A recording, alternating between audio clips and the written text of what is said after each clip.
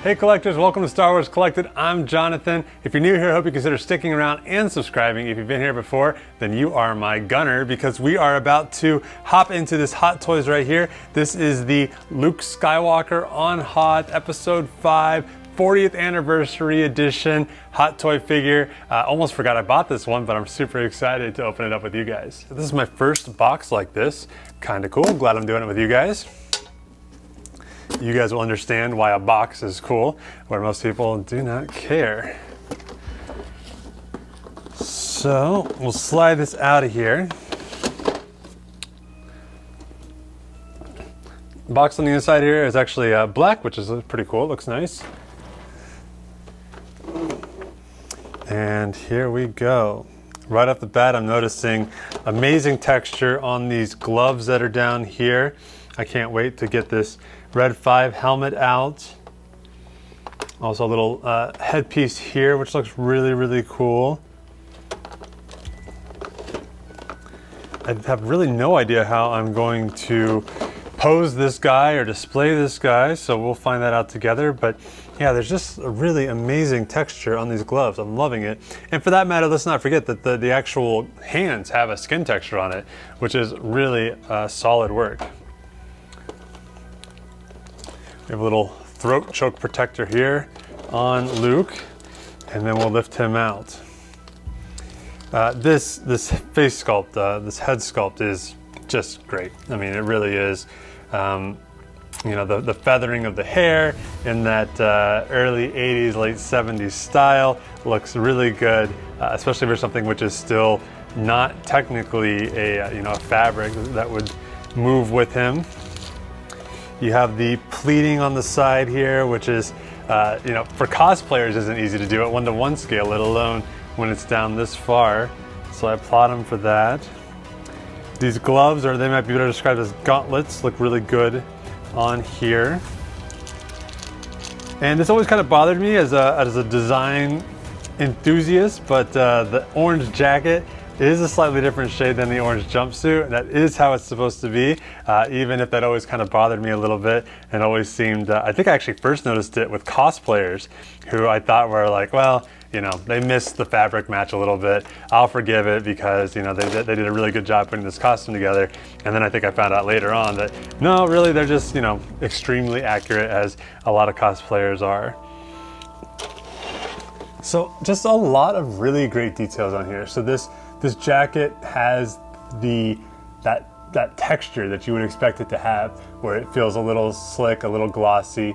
The gloves kind of have, they're plastic, but with all the little bumps that they put on them, they kind of feel like they're leather. You have the cotton jumpsuit down here, and the little ejection harness around them as well. These boots, I've made a boot like this once for a cosplay, for a Bespin outfit, and I know that they're a little intricate, but they have this sort of moleskin or suede feel to it. Each one of these little guys here, the little flares come in and out. I mean, it's just really incredible. You have all the little pouches up here. We have a couple hooks around the belt here as well. The chest box here coming off, tucking in the pocket. I always think it was kind of funny. It always seems like they didn't really know what to do with it. And then in the sequel trilogy, they did the exact same thing. Moving around the back here, all this pleating detail on here. Nice little leather belt here as well. Little butt check here. There is in fact a butt. And the weathering is phenomenal. Plenty of weathering here on the seat where you'd expect it. On the elbows on both sides, again where you'd expect it. Up here around the collar. You have it all around the edge of the jacket. I've taken it off, getting dragged around, echo base, something of that nature. And it does continue down here onto the jumpsuit as well.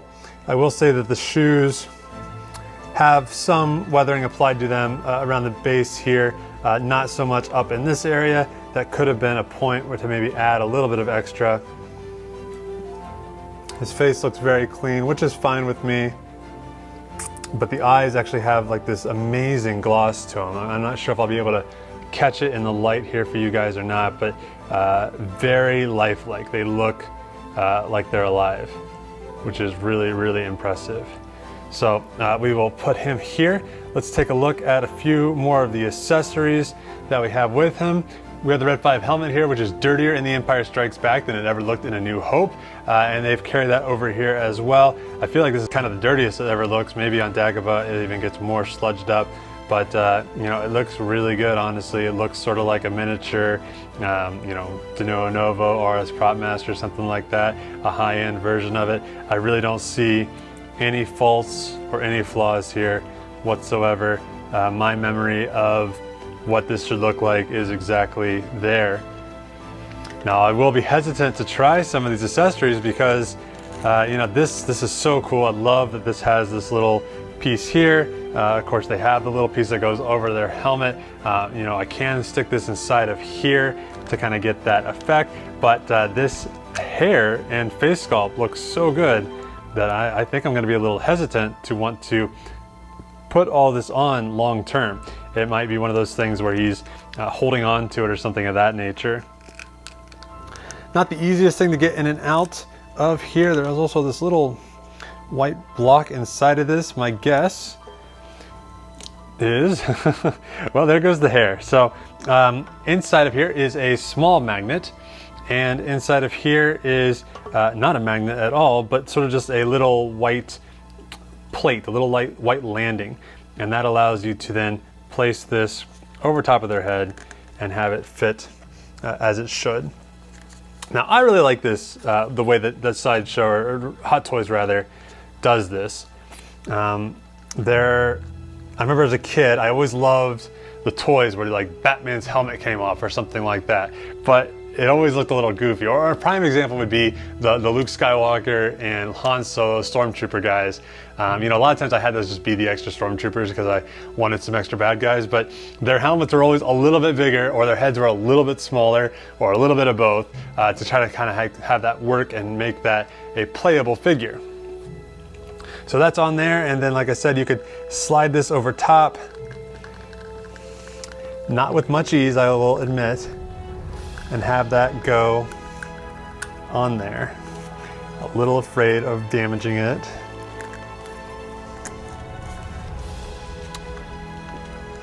But there we go. On there, looking really, really solid. This is a great piece. You know, I have a lot of Hot Toys. I have a lot of Sideshow. I always think Hot Toys does a little bit better job than Sideshow. You know, the pricing recently on all of these figures have gone up quite a bit, so I'm not really sure if the value is there all the time. But if they continue to look like this, with this level of detail, all the cut and sew, things of that nature on here, it's kind of hard to argue with this. You know, unfortunately, you see something like the Cobb Vanth figure, which was just announced, and you know, cool. Cobb Vanth is cool, but I think it's like $300, and it's just, I don't know, guys. It's not a, you know, it's not a figure that everybody's gonna want, and it's using a lot of recycled parts. I mean, literally, it's, I would imagine it's the same parts that we're getting with the Boba Fett figures that have just come out. So, you know, it's kind of a steep price. We've talked earlier on this channel about whether we would kind of prefer having multiple options. You know, they kind of do the deluxe type thing, but would there be space for a, you know, a base model, and we could get some of these figures for $200 or something like that, and then add accessories as we need to. I just took the base out. This is unexpected for me. So the base has this texture to it. Some of them appear to be holograms. Not really getting too much out of that, but this is a Dagobah one, and as I move it back and forth, it's very subtle, but there is sort of this like cloud that kind of comes over like a fog. That's interesting. I haven't seen that before. And then this is sort of the, I'm guessing this is the guts of the AT-AT that is very famous with sort of this outfit, his sort of big action scene with it. And then, like I said, we have the snow as well. So you can choose which plate you want to be on here. And I'm just testing things out here real quick. It doesn't seem like this one comes off. So it doesn't look like you have the option to have like a black base if you just wanted something really plain. You can always turn these over and just have a white base as well. And on the front here, it says Star Wars, Luke Skywalker. Has the X-Wing little schematic over here. and then has the Rebel symbol over here. Would have maybe been nice to see Empire Strikes Back on here, something of that nature. It's a little generic for something which is sort of touted as the 40th anniversary edition of a figure. We also have this piece. I do like this when they add these things. So these are sort of like a little thing that goes around the base here to add a little bit of, you know, deco to it, add a little bit of extra, you know, kind of coming off the stand, a little more interactive, and you can choose how you'd like to place it on here. Now, there is the stand at the back here, so you can't go too far with it, but it looks like you could put it all around the front, which would cover the front plaque in a couple of different positions, whatever suits you best. Actually, kind of right in the front is kind of cool. Gives you something to kind of be straight on with, but off to the side as well is pretty neat. Let's dive a little bit deeper here. You have a white stand on the back. That's fine. That's a good choice, good color for this figure. It would be maybe a little odd if it was black. It kind of helps it blend in with the snow base, which I think is what I'll use. I was thinking before I shot this that obviously Luke Skywalker becomes kind of the legend, the hero of the rebellion right at the end of A New Hope, and we see, you know, the medal ceremony and things like that. But, you know, he's still kind of the whiny farm boy from the beginning of the movie in a lot of ways, even though he's got a lot of growth. Empire Strikes Back starts, and you get the feeling that things have changed, that Luke is now a big player with a lot of respect, that he's still humble and nice around his other pilots, but you kind of get the idea that Luke's into heroing now, that he kind of knows what to do and has taken on this sort of new responsibility in it. Still has a lot to learn. You know, he's still trying to figure things out, but I think that's the Empire Strikes Back, and specifically the scene where he's on Hoth, gets shot down, tries to save Dax, and then takes that AT-AT down. I think that's kind of like his first like real hero moment, you know, outside of what kind of seemed like a lucky shot. So I think that's pretty cool. We have a great lightsaber here. Of course, this is Anakin's lightsaber, passed down along the line. Comes with both the straight blade that we would expect, as well as these motion blades, which are also very cool.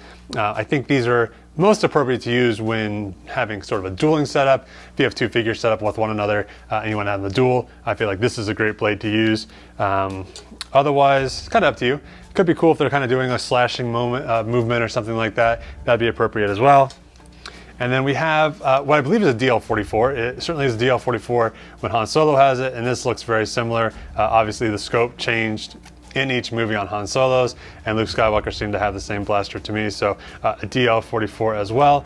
And we have some batteries here, and we know what that means. When we have batteries, we have electronics, so I will dive into what the electronics here on this thing are when I figure them out. So I just realized that my second camera angle here was not on. I apologize for that. You guys expect a certain level of production value from me, and I failed you. I'm sorry, Emperor.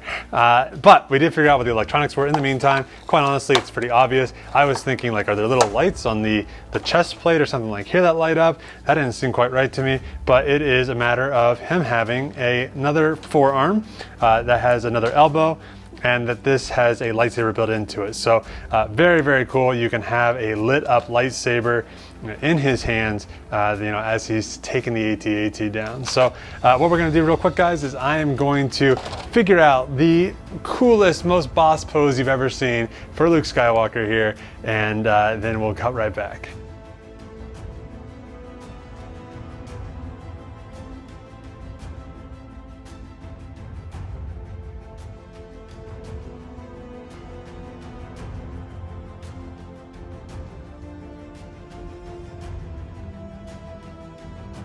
All right, collectors, here we are in his final form. I have to tell you, that was one of the more frustrating posing sessions I've ever had, and I'm still not like completely wowed by what we came up with here.